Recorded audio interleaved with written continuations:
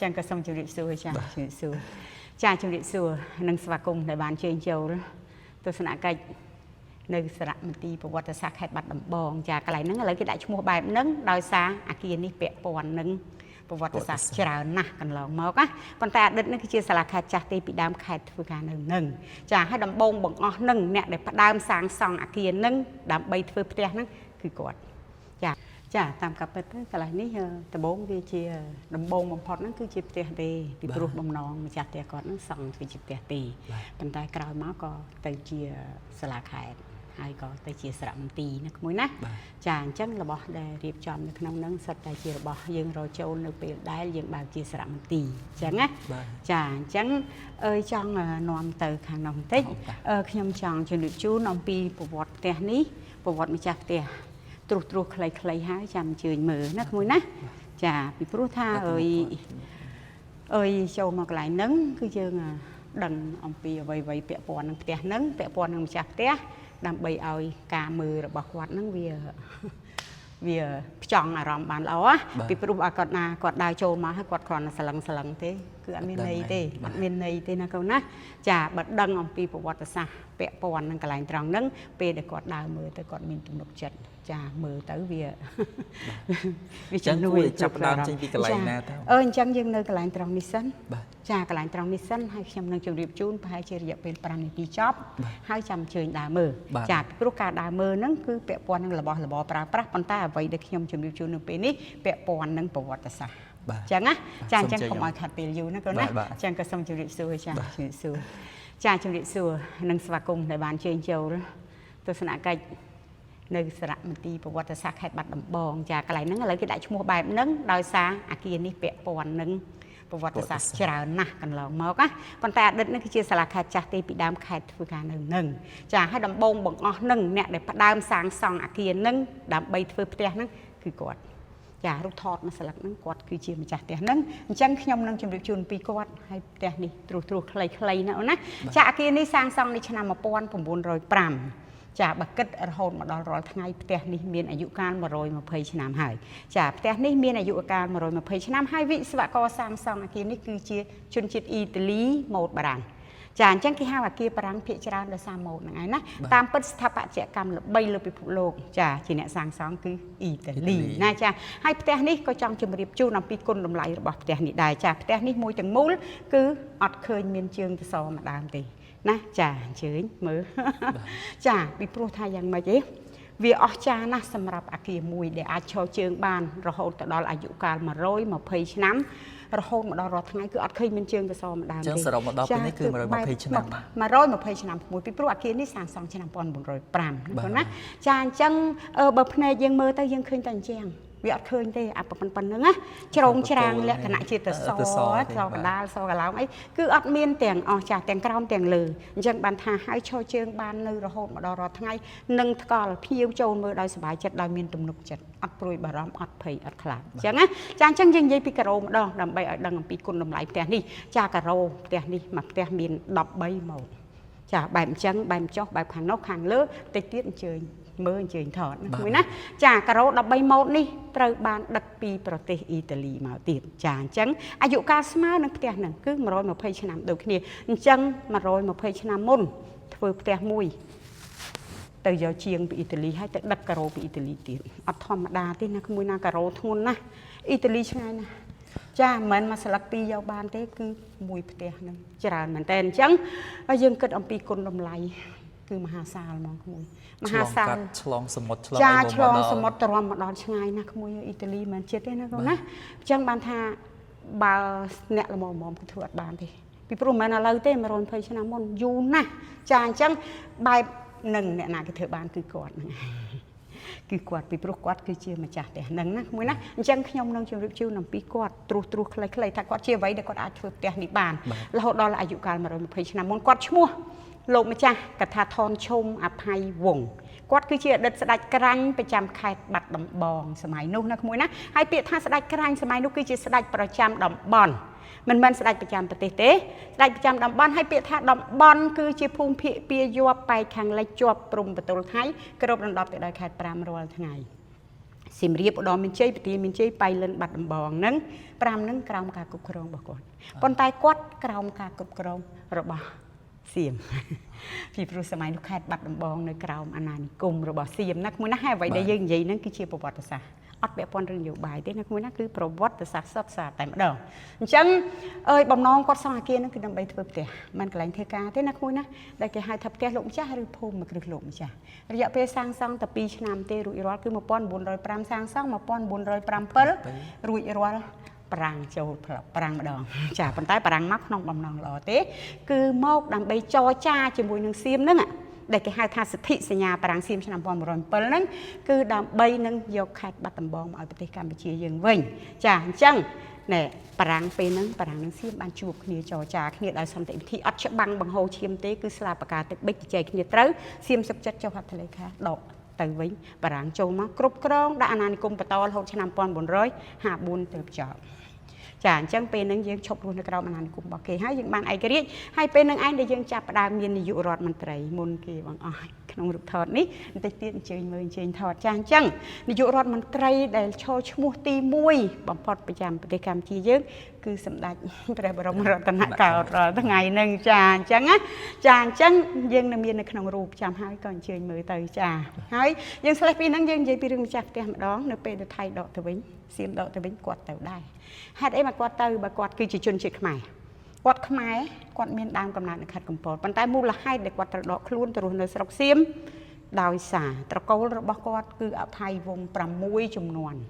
ចា6ជំនាន់តាំងពីឆ្នាំ1795រហូតដល់ឆ្នាំ1907ដែលប្រាំងចូលណាគិតទៅជាង100ឆ្នាំដែលគាត់ធ្វើការជាមួយសៀមរហូត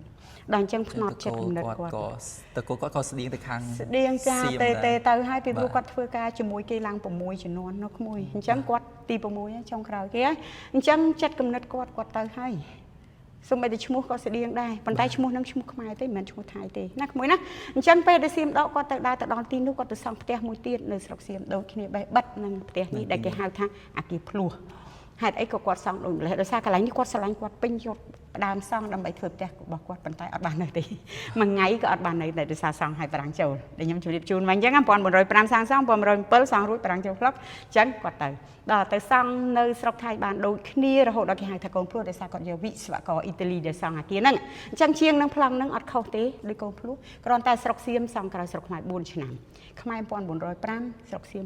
1909ទីនោះគាត់សង់ឲ្យគាត់បាននៅហើយគាត់ស្លាប់បាត់បង់ជីវិតនៅទីនោះអត់ត្រឡប់មកវិញទេហើយផ្ទះរបស់គាត់នៅទីនោះត្រូវបានសម្បទានដល់រដ្ឋថៃដាក់ទៅជាមន្ទីរពេទ្យព្យាបាលជំងឺដោយប្រើឱសថបុរាណអញ្ចឹងខ្ញុំសរុបសេចក្តីបញ្ចប់ណាក្មួយណាខ្លីបំផុតហ្នឹងគឺជាង100ឆ្នាំមុនក៏ដូចជាឥឡូវមានអគារភ្លោះ2ដូចគ្នាបេះបិទនៅស្រុកថៃមួយនៅខេត្តបច្ចឹមបុរីរាល់ថ្ងៃហ្នឹងជាមន្ទីរពេទ្យហើយនៅស្រុកខ្មែរមួយនៅខេត្តបាត់ដំបងរាល់ថ្ងៃជាសារមន្ទីរ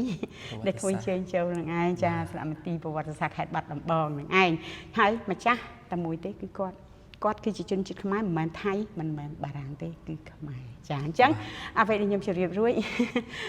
ជម្រាបជូនរួចរាល់អស់ហើយចាបើហើយរួចរាល់ហើយក៏អាចមានសំណួរបើអត់ទេក៏អញ្ជើញមើលចាអញ្ជើញមើលបន្តទៀតទៅចាហើយក៏មានសំណួរជាបន្តទៀតក៏បានដែរពាក់ព័ន្ធនឹងរបស់ប្រើប្រាស់នៅក្នុងនឹងណាក្មួយណាមានក្រោមមានលើចាអញ្ចឹងសាលាខេត្តរដ្ឋបាលខេត្តរៀបចំខ្លែងទីនេះខ្លាយទៅជាសារមន្ទីរនៅឆ្នាំណាដែរ2017ចុងឆ្នាំ2017ចុងឆ្នាំចាប៉ុន្តែ2017ចុងឆ្នាំហ្នឹងយើងទឹកតែចាប់ផ្ដើមរៀបចំអគារអីហ្នឹងយើងត្រូវធ្វើវាឲ្យថ្មីអញ្ចឹងណាប៉ុន្តែការជួសជុលអត់ច្រើនប៉ុន្មានប្រហែលជា20% ទេដូចជាថ្នាំអីយើងលាបថ្មីហើយពីព្រោះថ្នាំចាស់បកបានវាចាស់ហើយតែវាអាយុកាល100ឆ្នាំហើយ100ឆ្នាំជាងយើងក៏លាបពណ៌បាក់ដេកអីថែមចឹងទៅថែមខ្លះចាក៏ដូចជាការ៉ូអីមានខូចតិចតួចចឹងទៅយើងក៏បិទជួសអីចឹងប៉ុន្តែយើងអត់បន្លំទេគឺយើងកន្លែងណាឃើញថាជួសគឺជួសហ្មងគឺអត់បន្លំឲ្យចាស់បំភាន់ភ្នែកយើងគឺថាច្បាស់អញ្ចឹងហើយដល់យើងរៀបបដាហើយនឹងរយវ៉ាន់ដាក់ណាមួយណាពីព្រោះពេលដែលយើងបើកជាសារមន្ទីរហ្នឹងខែគាត់រើទៅអស់ហើយអញ្ចឹងអាគារនេះគឺទទេស្អាតអត់មានអ្វីទេចាគឺពេលយើងបើកជាសារមន្ទីរយើងចាប់ផ្ដើមជួសជុលឲ្យស្អាតរៀបចំហើយយើងរករបស់របរមកដាក់អញ្ចឹង2018 19យើងមិនទាន់បានលក់សបុតលក់អីត្រឹមត្រូវទេណាមួយណាអញ្ចឹងក៏កូវីដបាត់ទៅកូវីដដល់ទៅក៏បាត់ចាអញ្ចឹងដល់ចប់កូវីដរួចរាល់ហើយយើងបានបើកពេញលេញ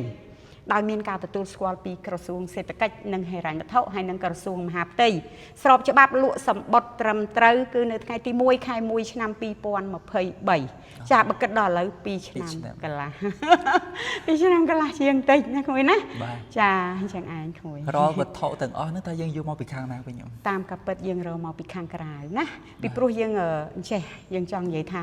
ខេត្តបាត់ដំបងយើងគឺជាខេត្តដែលសម្បូរផ្ទះបុរាណផ្ទះបុរាណអគារបុរាណផ្ទះបាត់ដំបងច្រើនណាស់ចាស់អញ្ចឹងបណ្ដាញដូចជាខាងវប្បធម៌ដូចជាអីចឹងទៅគាត់ចុះមើលអញ្ចឹងទៅណាតាមផ្ទះចាស់អីចឹងបើឃើញជាមានរបស់ណាដែលវាសំសួនហើយមើលទៅអាយុកាលវាយូរយើងក៏អញ្ជើញខាងអ្នកបុរាណវិទ្យាវិអីហ្នឹងគេជួយទៅមើលយើងចាដើម្បីយើងរកអាយុកាលអីស្រួលបួលបើមានវ័យចំណាស់អញ្ចឹងយើងក៏ជាគាត់យកមកដាក់នៅទីនេះបំណងរបស់យើងគឺយើងចង់អភិរក្សថែរក្សាណាក្មួយណាព្រោះរបស់ទាំងអស់ហ្នឹងវាចាស់ហើយបើសិនជានៅតាមផ្ទះរបស់គាត់បន្តិចទីគាត់ចោលអស់ពុកផុយអស់ចាពុកផុយខូចចោលគឺបាត់បង់ហើយថ្ងៃក្រោយក្មេងៗអត់មានឱកាសបានឃើញរបស់ទាំងហ្នឹងទៀតទេចាអញ្ចឹងយើងអភិរក្សថែរក្សាទី1សម្រាប់ក្មេងជាន់ក្រោយគាត់បានឃើញរបស់ចាស់ទី2ជនជាតិបរទេសគាត់ចូលចិត្តមើលណារបស់អញ្ចឹងណាក្មួយចាអមអាចជម្រាបជូនមើលថាសារមន្ទីរនេះបើកទទួលភ្ញៀវចាប់ពីថ្ងៃណាដល់ថ្ងៃណាពីម៉ោងប្រហែលដល់ម៉ោងប្រហែលហើយតម្លៃសវត្ថអីយ៉ាងណាដែរចាអញ្ចឹងកន្លែងត្រង់នេះគឺទូលំទូលាយណាស់ចាដោយសារយ៉ាងម៉េចទេគឺមួយអាទិត្យធ្វើការ7ថ្ងៃចាពីថ្ងៃច័ន្ទរហូតដល់ថ្ងៃអាទិត្យអត់ថ្ងៃច័ន្ទវិញទេចាអត់មានបិទមួយថ្ងៃទេសូម្បីតែថ្ងៃបុណ្យក៏អត់បិទដែរចូលឆ្នាំភ្ជុំបុណ្យជាតិបុណ្យអីផ្សេងបុណ្យសាសនាអីក៏ដោយក៏អត់ឈប់តែម្ដងមួយឆ្នាំ365ថ្ងៃគឺបើករហូត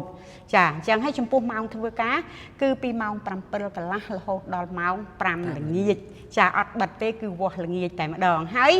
ចំពោះសម្បត្តិចាសម្រាប់ជនជាតិខ្មែរតម្លៃក្នុងម្នាក់1000រៀល